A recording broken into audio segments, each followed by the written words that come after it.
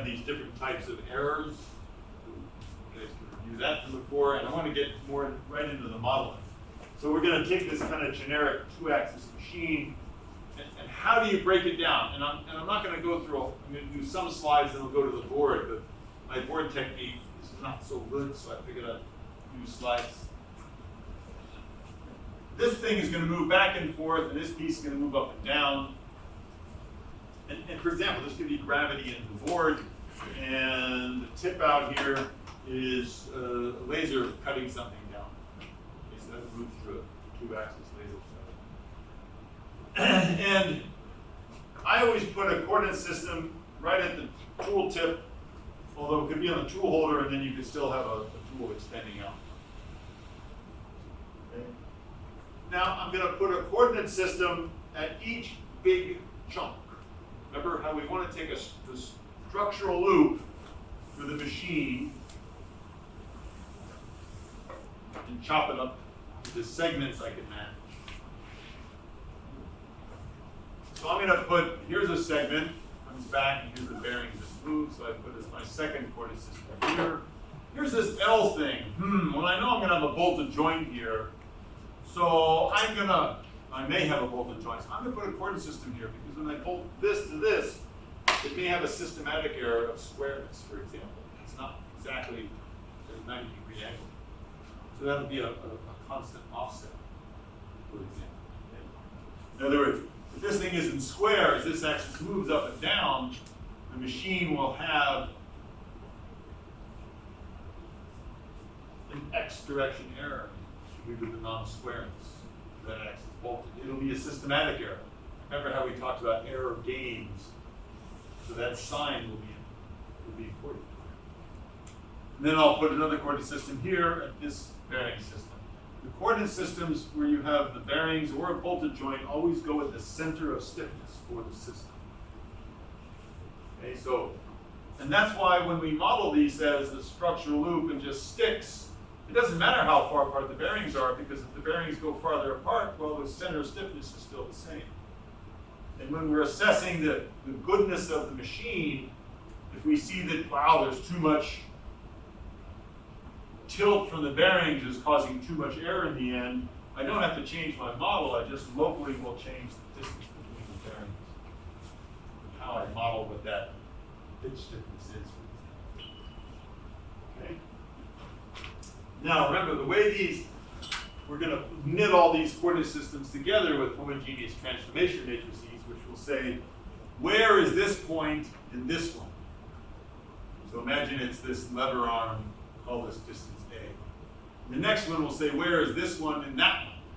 Well, there is no offset this way, but I have a vertical offset. So for just humor me now for a minute, let's move this coordinate system all the way down. Let's assume everybody's in a line. Okay. So where is coordinate system 1 in, and let me draw it on the board. That's convenient.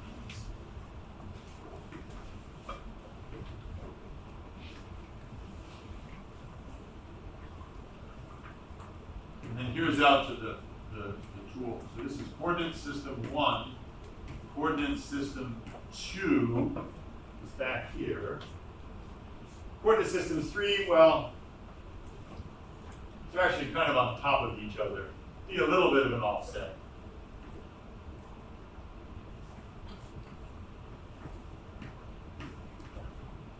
Be semi-realistic, but let's put it here.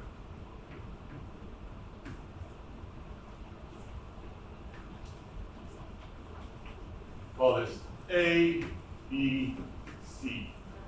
So remember, what the homogeneous transformation matrices say is, if I'm at this point here, where am I in 2? And this is X, Y, Z. Well, if I'm at 0 here, I'm at A here. This is HCM is on A. And where am I here? Well, here I am A plus B.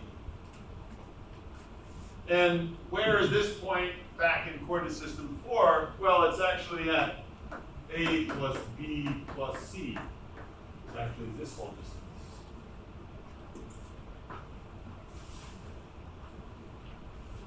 what this will look like is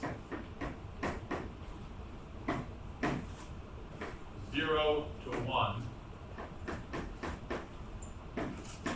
1 to 2, 2 to 3, and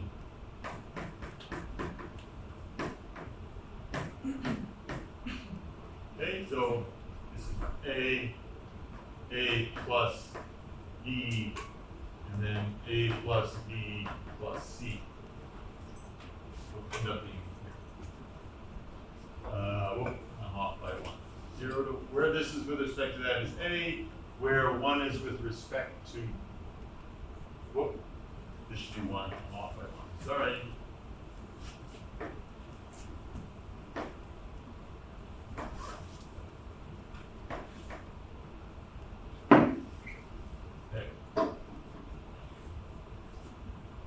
There's an angular rotation or an error. This HTM will calculate how much this one dives down. So you see, if way back at the base here, if all of these are perfect, but back at the base, this bearing has this wobble in it. Let's say it's epsilon.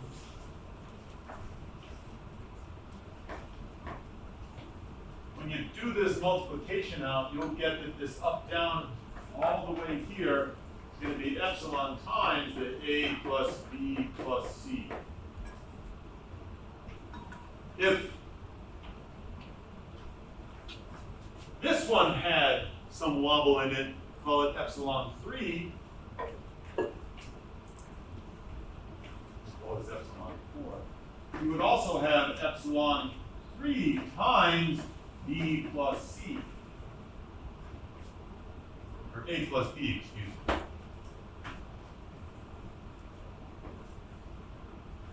See how this is working out? So that's why, this is why we're going to take whatever structural loop you have and just put coordinate systems at the major pieces, and then we're going to fill out the HTMs for one coordinate system with respect to the other. Now, what do they look like? Well, the first thing is, the reason we're going to do this is because, as we alluded to before, you go here and here, and you have an error. You know, what this error is kind of a pain to calculate. This is the shape. The HTMs take care of that because it's a rotation matrix. This is a scale factor.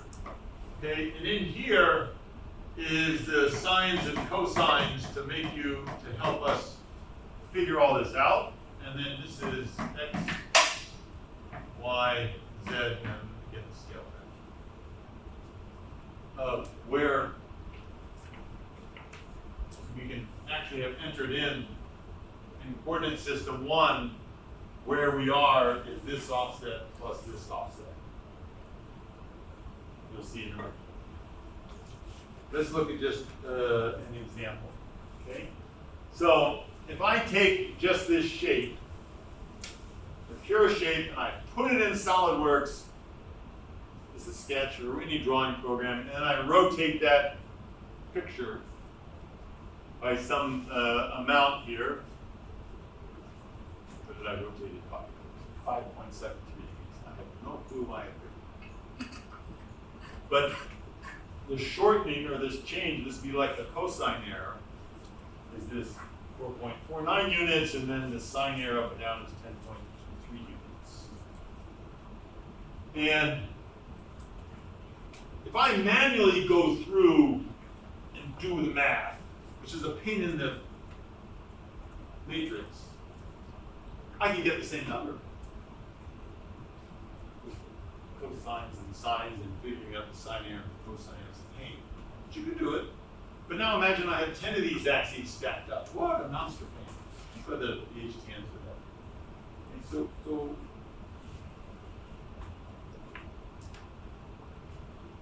you end up putting the coordinates of this point of interest in this coordinate system, time this transformation matrix to give you what the location is in one system back.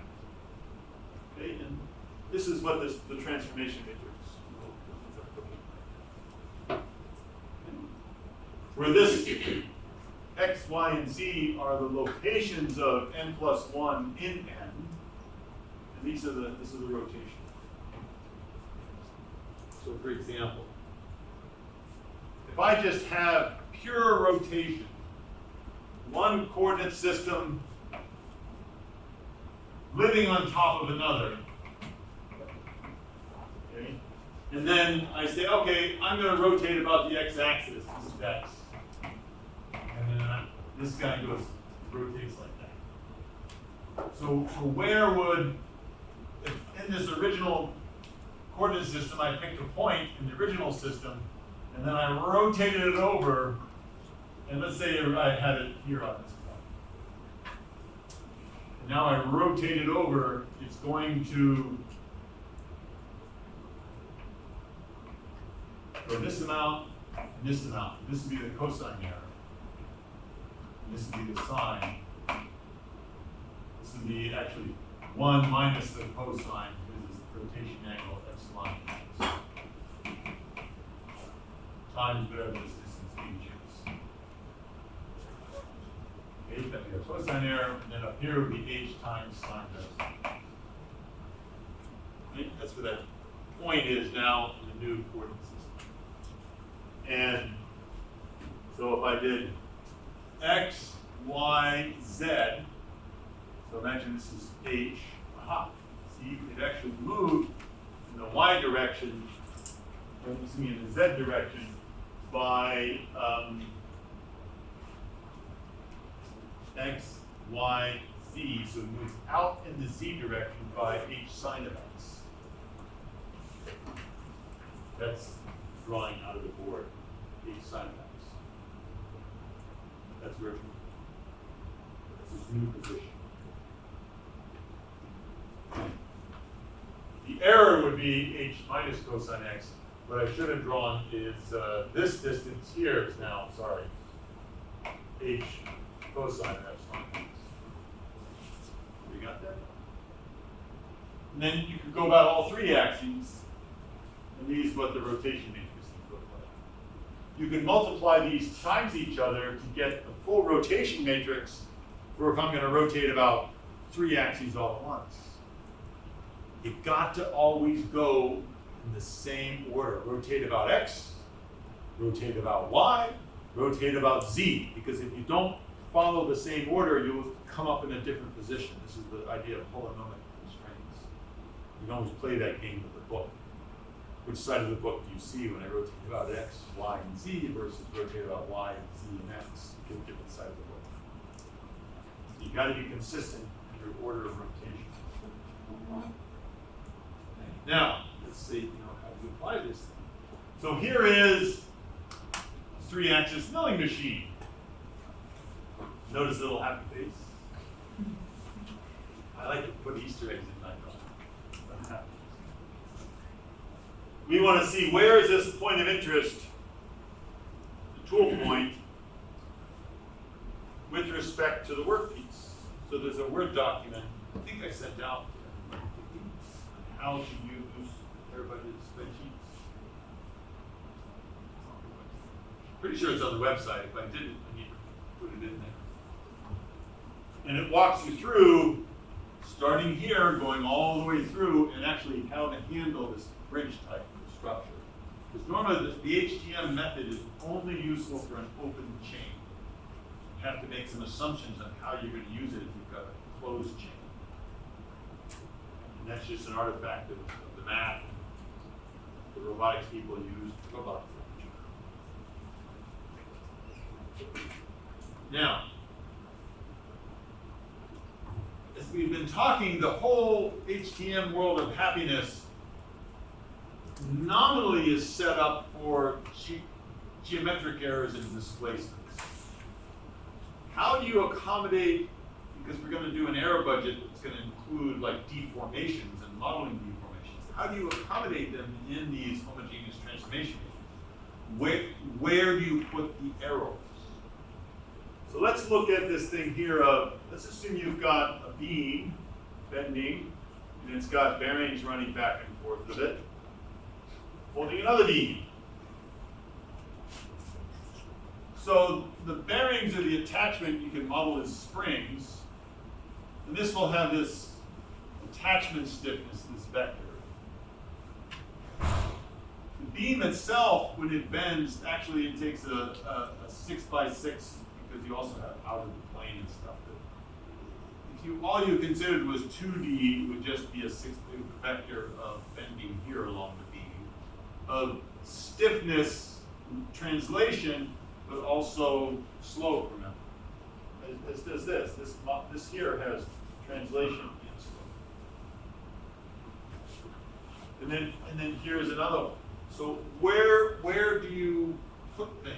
So imagine that if I'm trying to model this, the deflections in the beam as an error, but how do you do that? Well, this beam that connects here, coordinate system 2 to coordinate system 1, you would put, when you put a force on this beam and it deflects the beam, you put the errors for that beam that connects 2 to 1, you put it in coordinate system 1. So when I'm modeling my system, I put the errors. How do you include errors in a homogeneous transformation? And does that include angle errors as well? Yeah, it does. Okay. Because if you think about it, when I'm here, I'm displacing and I'm getting an angle, which is going to give me an Abbe error and everything attached to it. So where those errors go is when you initially look at the transformation matrix of how to get from coordinate system 1 to 2, the errors, well, first of all, these would be the whatever linear offsets. The linear errors, for example, in translation, just get added to this. So this, if you think about it, is the homogeneous transformation matrix for the kinematic model of the machine. And then there is a homogeneous transformation matrix for the errors. You can either add them into this matrix, literally, or what you do is, when you set up your, oh, this was wrong, it shouldn't be 0. Well, that's if there was no offset. So now let me draw the original. Here's coordinate system 1, coordinate system 2. And we know this thing is going to have some arrows. So we have an HTM that goes from 1 to 2. And if I call this just the kinematic one, okay, well, I want to know how do I get back, how do I get to the original from the bent one? I can merely say HTM what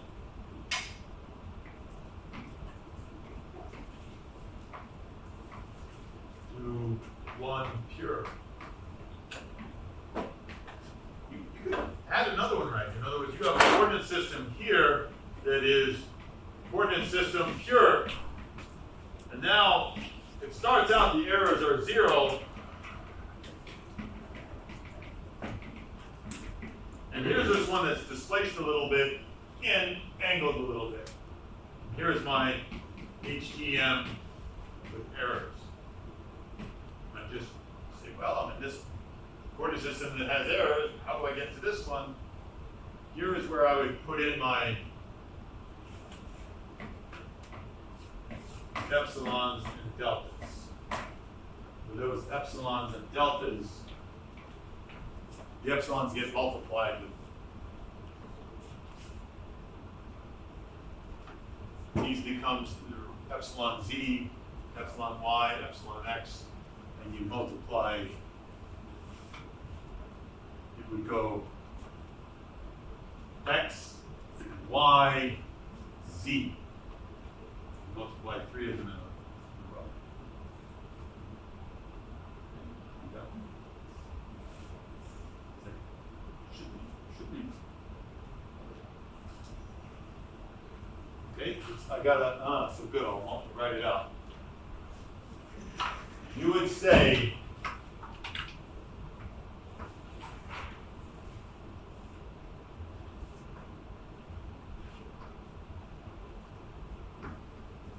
zeros, oh, so we have 1, 0, 0, 0.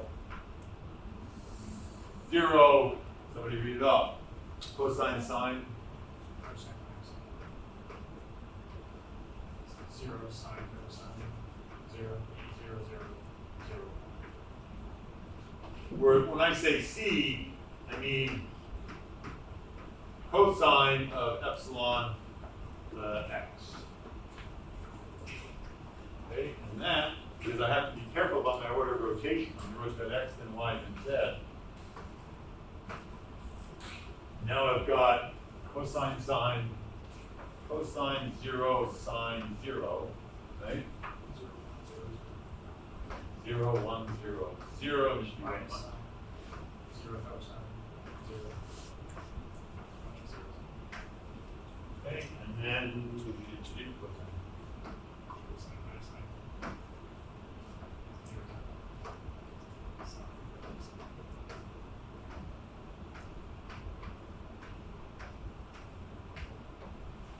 This is cosine epsilon z. Here again, cosine equals cosine epsilon y. Okay, and this here could be, you could go ahead and include it, or you could say delta x, delta y, delta z, 1, vector 1. And then that would have told you how this guy here was on that. Now, what about this one sticking out here? Well,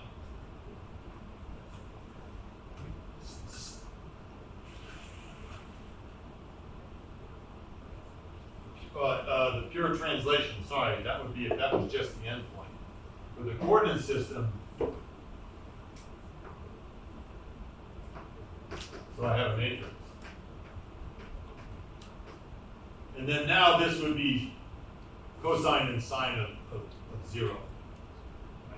So this would be 1, 0, 0, 0, 1, 0, 0, 0, 1, 0, 0, 0. With this, I think I did that right. It was just a pure translation. Times this vector. X, it's just x, 0, 0, 1.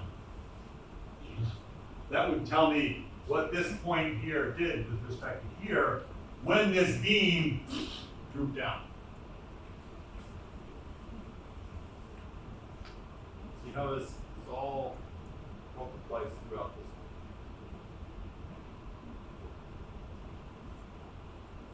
Your job, if you're setting up an error budget, how do you do the accounting for all of these? And we have an error budget spreadsheet that actually does all this. I worked all this out.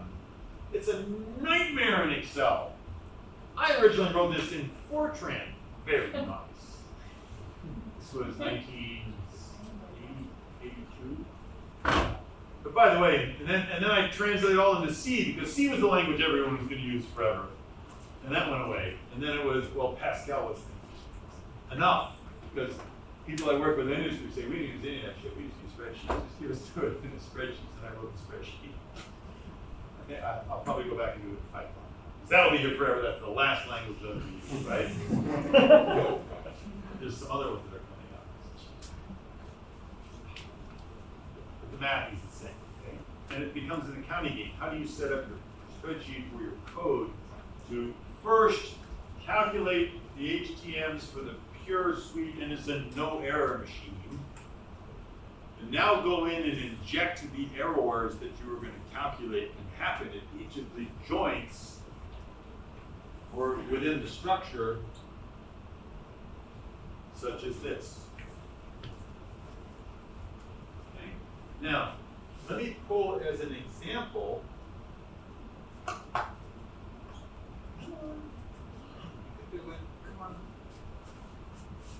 Here's this thing in this ASPE challenge that they're working on. One of their goals is they have to do an error budget for this thing.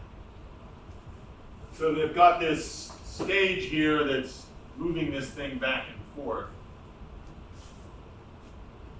And here is, the laser comes here, here, this is a reference, back to here, here, here, and here's the interferometer.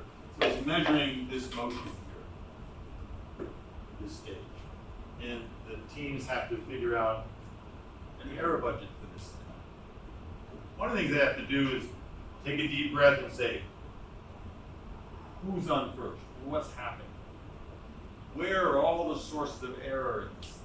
And if you think about this as a simple one-axis system like I showed earlier, and they have to understand something about interferometry.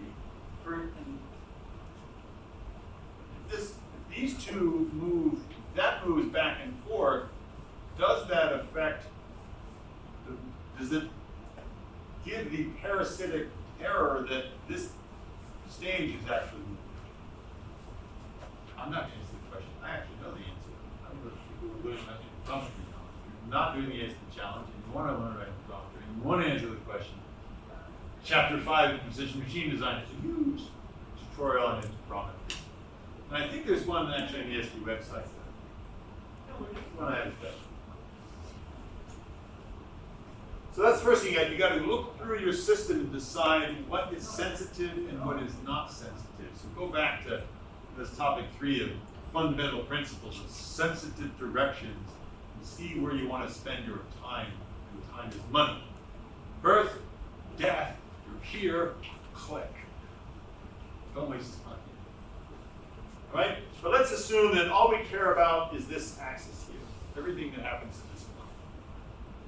Okay. So now let's do some detail. We've constructed whether you're going to write, Python code or spreadsheets or whatever. Whatever you do, you need to document what you did and why. How do you build your kinematic model?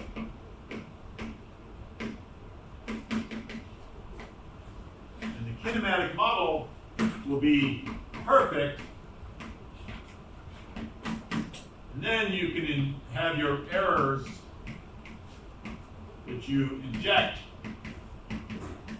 And this is errors for each leg.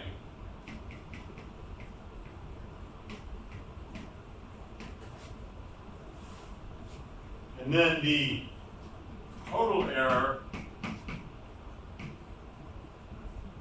would equal perfect minus error. Because this is for the errors in each in the HTM with errors. When you put an epsilon x in the fourth coordinate system, how does the interferometer, what does the interferometer see? The full spectrum reference. That's what we're going to do. We work through how to do the HTMs. Now let's look at what does that maybe perhaps mean when you go to model a system, a two-axis system. Sorry, a single-axis system like this. And then to do a multi-axis system, you just stack them up.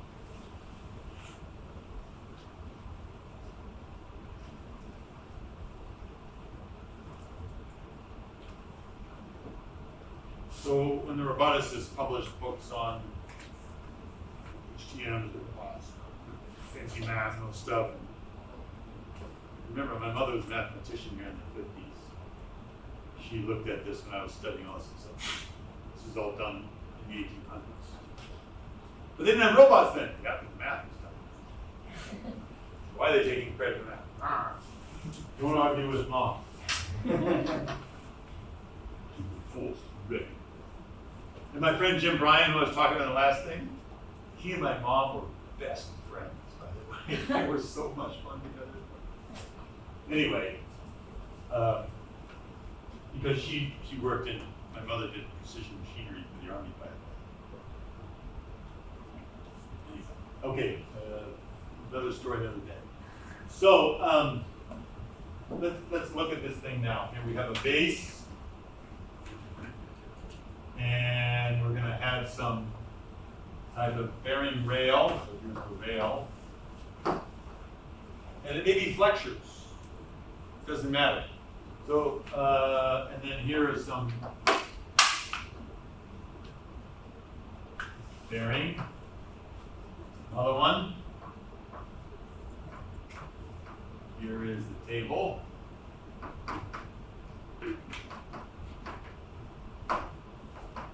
Here is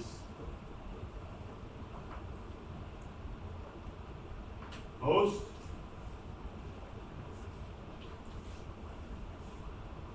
Okay.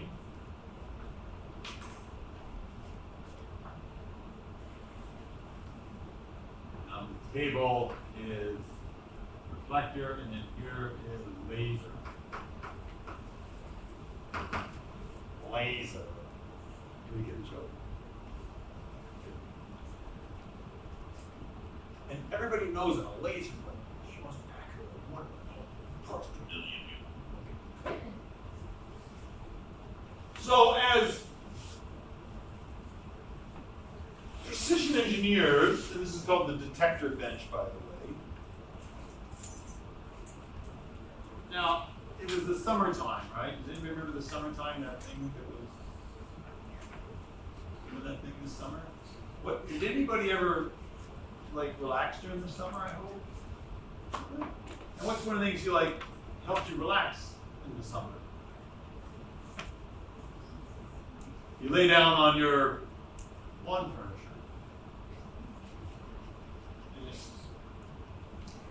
Right?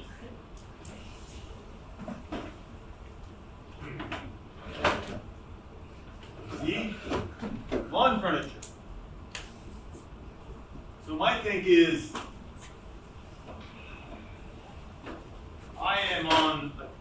I love the tirade about wimpy brackets. You can have one these nuke glutes, not supposed to say kick ass. Nuke glutes are in practice really a measurement system. But you can attach it with the wimpy bracket. And that most amazing measurement system that can detect nanometers, it will. It'll detect yup. So remember, the structural loop is you got to draw everything in the loop. You got to count for every structure. That's what's called a structural loop. So when you look at this thing, what you really see is this little pneumatic thing with the little wobble bit wobbler here.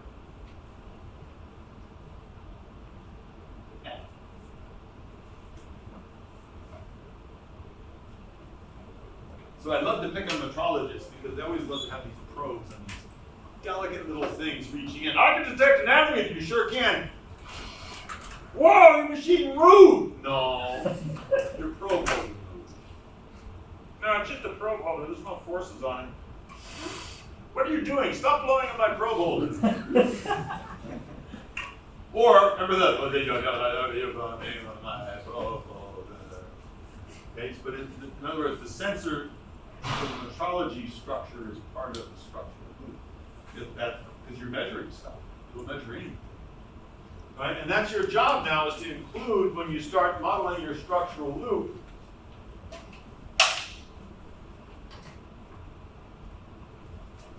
sure you have this, big strong this, yeah. Table, original, and you gotta have your little holder.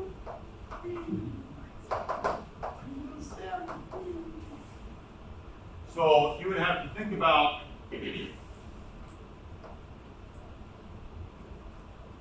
here is my workpiece. the tip of the laser is the tool. There's a coordinate system.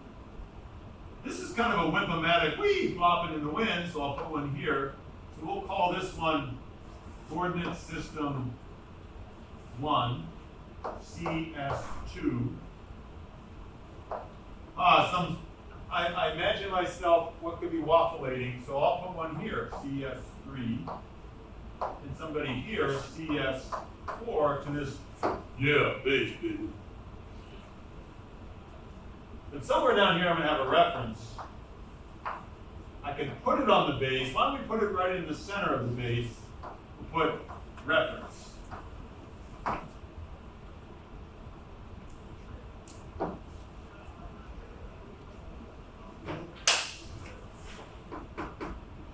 And now we're going to go from the base, the table structure up to the work. Work tool. And what I'm going to do is I'm going to calculate where is the tool point of the laser with respect to the reference or the base. I'm going to calculate where is the work with respect to the reference, and they damn well it'll be the same. But they won't actually, right? That's an error between them. Because I think the work's saying, I'm not moving, but wait a second, why is the laser telling me that I'm moving? Well, that's because there's error in this structural loop. And your job as a design person, Would you say there's error in that half of the structural loop? Because like, if there were error somehow on the right side of the loop, would you be able to know that? yeah, because we're gonna model both of them. So you're gonna model both of them. And by the way, you could have just done the HTM starting here, going all the way through and say reference is the workpiece. You don't have to call this the reference. An equally valid one is there. That's the structural loop, where this is CS1, and this would be, for example, 4, and then CS5, I'm modeling what's going on here. So I'm on like, where is this with respect to reference? Yeah, so I don't need a CS5. That's how the base itself is changing. So I would call this then 6, 7, which is the center structural stiffness of center stiffness of the bearings, and then I put 8 for the table, and then maybe some shenanigans here. So I'll probably go with a total of 9. So this is CS9. Just do one big HTM rodeo. It doesn't matter where you cut it, whose reference. Reference is relevant. Yes. So, for a system that has a laser, when you do structural loop, why don't you stop at CS2? Because the laser itself it's just a line, and I want to know if this CS2 has some flop in it. The laser is not going to go to here. The laser is actually going to measure up to here, and it's going to measure a longer distance. It's a cosine error. And the HTM will pick that up. I also want this because there's an error between 1 and 2, which is thermal expansion of the laser, which that was the thermal effect on this temperature effect on the speed of light, Netherland's equation, which is 1 part per million per degree C. Okay, so over a meter, I'll see 1 micron of laser error for 1 degree C. Okay. So even though it's just light, it's still. Okay. So once you've set up this kinematic model, it's a 2D, but you're going to do the 3D HTMs and you're going to calculate, vibration in and out. And remember that it's easy to do because you do one link at a time, and then one link at a time you can put in all the degrees of freedom, x rotation at x, y, and z.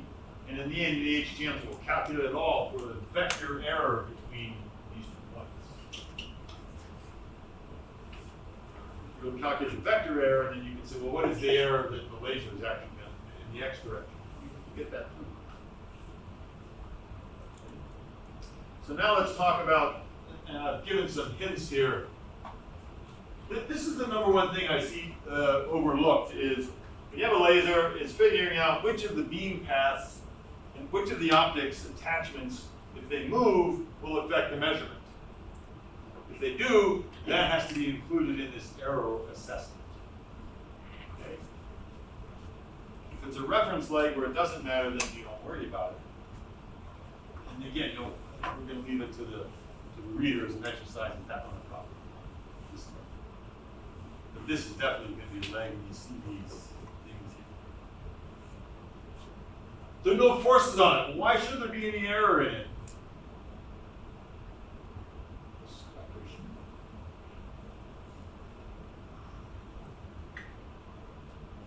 Remember the fifth element? Wind, air, fire, water. Can we see the fifth element?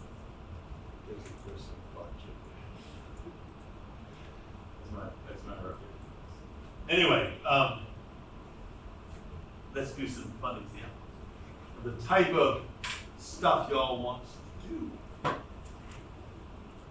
Okay, so your thermal errors are one of the most devious devils out there. Okay, so all these spreadsheets are in the course website, and they're also available, I think, yeah, on that fundamentals website for the ASPE teams that are listening. We give you a website for 2.75, or it's a medical devices class, which has all this stuff downloadable. We'll probably break these off and give it to you also. But let's just play this little game here of looking at the types of thermal errors.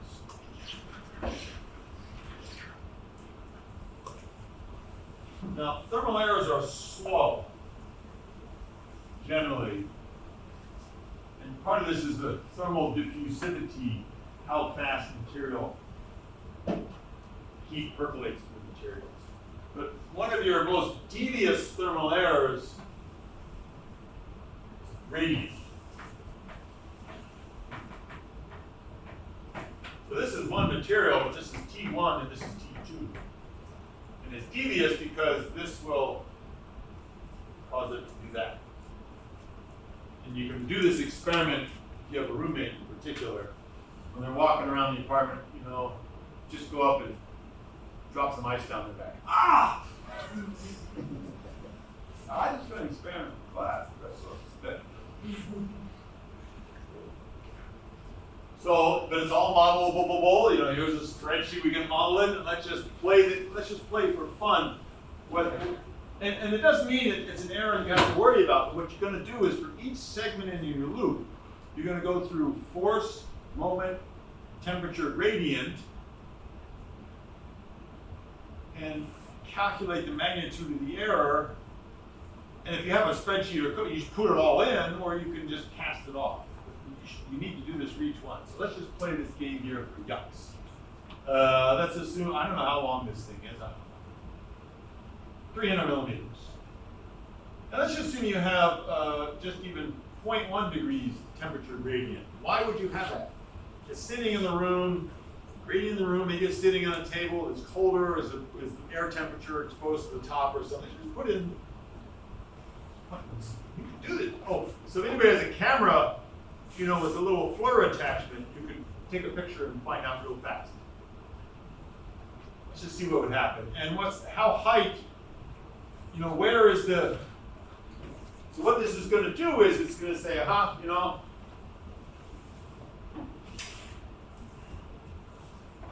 got somebody here, some height away. How much is going to arc back? So remember that picture of the laser interferometer? That'd be the height, the distance from the beam center down to the bottom. But for the HDMs, all you're going to actually do is calculate the slope.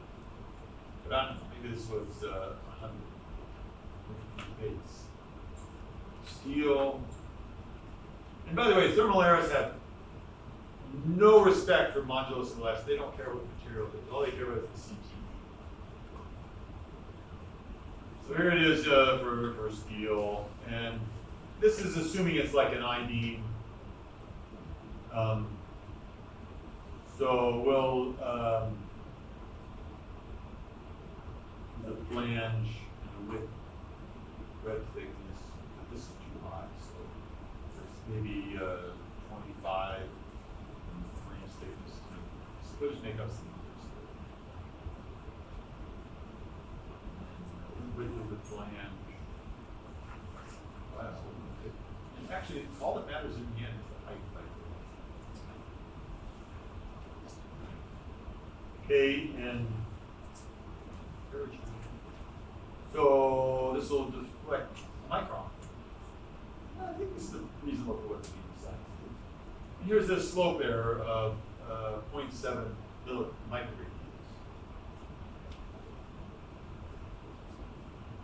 So we got a micron of error from 0.1 degrees C temperature gradient across that.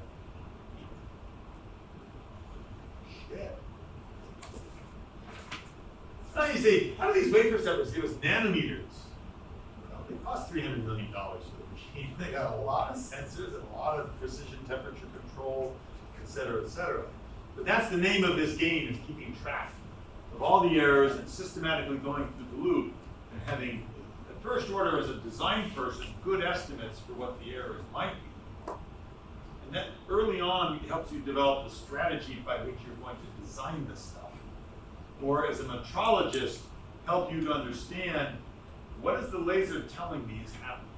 Is it the actual servo mechanism, or maybe there's something else in the room that's causing that uncertainty, that error. Okay, so it's dissection of the errors and figuring out where the problem is so you can fix it.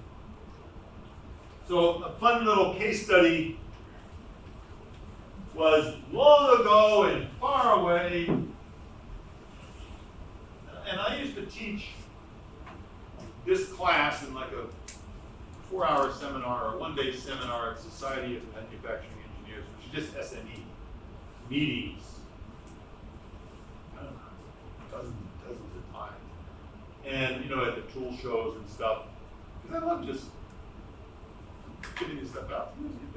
And this one engineer from a company called Welded Machine Tool, guy calls me up, and Jim Flinchball was the owner, real great applied engineer. He's down in York, Pennsylvania, living in Davos. He says, we've got this grinding machine, wonderful grinding machine, and all of a sudden we're having problems. Customer says, machine's terrible. He's never had a problem before. And what it was is this beautiful, wonderful grinding machine was posted in my office. Okay? There's a spindle, tailstock, and you put the part in here, and grinding wheel comes and grinds everything. Oh, it's a beautiful machine. You know, grinds parts like this. And the new customer was grinding complex rotor shaft for a helicopter gas turbine. And it was taking almost a whole day to grind the turbine shaft. Very, very complex, one piece, so very expensive, tens of thousands of dollars value. And it was having errors in it.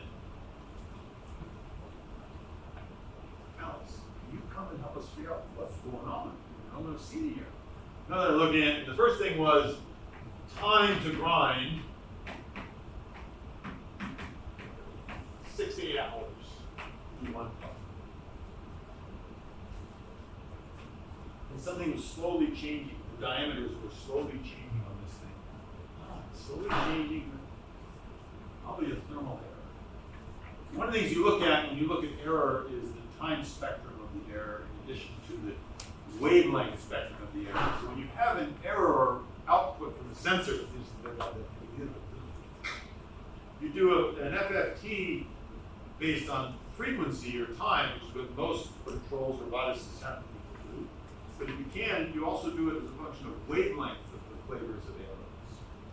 Because if it's the thermal error, slowly with time, you'll pick it up as the FFT. If it's something like bolt spacing, that you're going over the bolts, and every time you go over the bolt, it goes, then you'll see the error when you dissect it all as the wavelength of bolt spacing or a bearing length. So that's, all data is real. How do you interrogate your data? And what are all the ways in which you can interrogate your data? You have time, frequency and wavelength, two domains by which to play. So I pretty much knew it was thermal, and I said, well, let me see where it's being used. And the grinding machine was being sold and used in this shop It had no particular temperature control. And the idea was that they, here's the floor. Said, well, this is polymer concrete, everybody knows it's all wonderful and marvelous base, or maybe this was steel base filled with polymer concrete. But that was one of the advertisements of this thing is wonderfully thermally stable. And it kind of is really heavy, but what's happening is it was sitting right on the ground, on little feet. And the temperature up top was changing by some 10 degrees during the day. In the morning, it's raining. Well, there's coolant spraying around, and the coolant goes to, they blow radiator to cool the coolant. But the temperature of the coolant is now tied to the air because the coolant temperature is cooled by the radiator blowing air across the radiator. So slowly during the day, the coolant temperature is going up. And coolant is a great way to get good heat transfer to the top of your machine. So the top of the machine was going up slowly in temperature during the day because of the coolant. The bottom of the machine is tied to the earth, concrete slab. So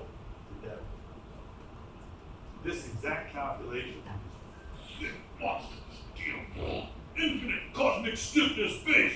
Yeah! Oh! Thermal airs are the honey badgers of airs. They don't give a shit how rigid your machine is. Honey badger will bend your machine. Really. Everybody's seen the honey badger video. Okay? And boy, nailed it. What do we do?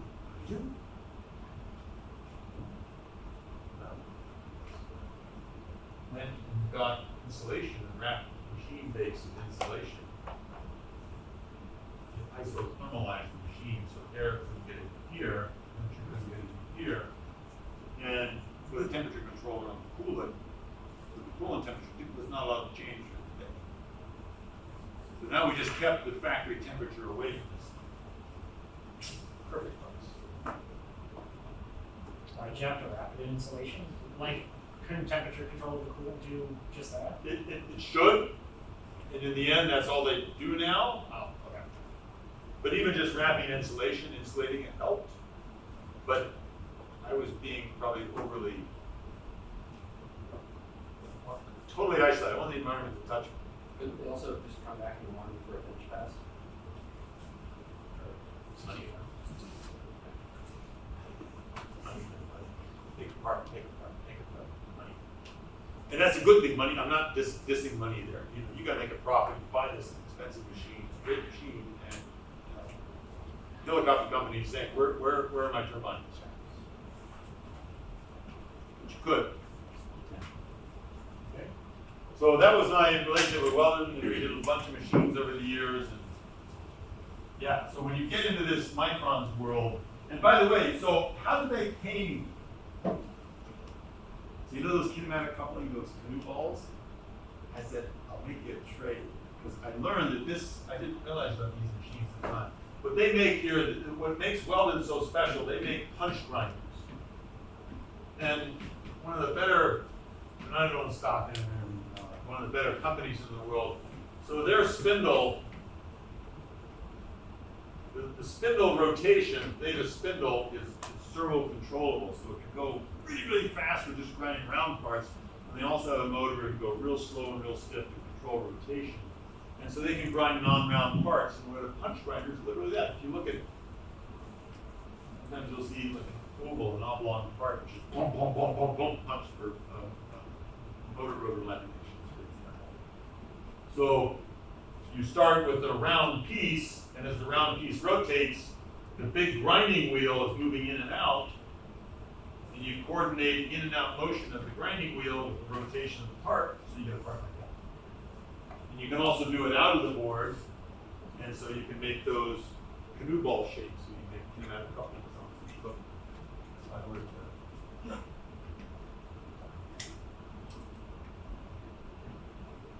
So the canoe ball shape, that is, 500 millimeter diameter ball, where I take just the 45-degree contact points and then bring it in. You notice you can grind the most wacky things with these machines.